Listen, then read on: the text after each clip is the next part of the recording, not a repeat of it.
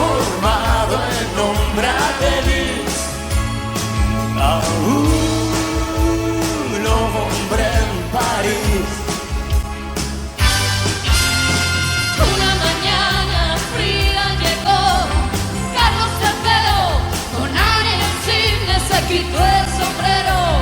Muy lentamente bajó de su caballo, con voz profunda le dijo a su lacayo: ahí está la puerta de Alcalá.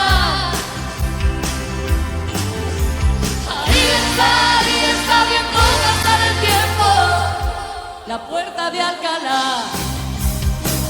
Si yo caí enamorado de la moda juvenil, de los precios y rebajas que yo vi, enamorado de ti.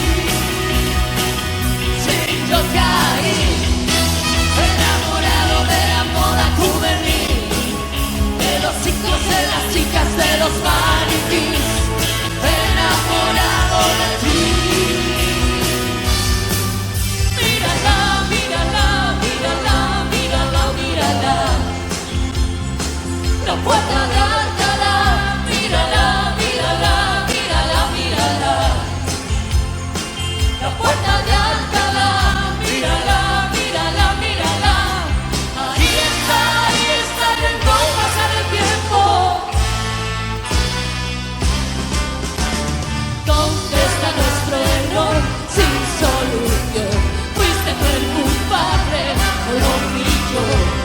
Ni tú ni nadie puede cambiarme.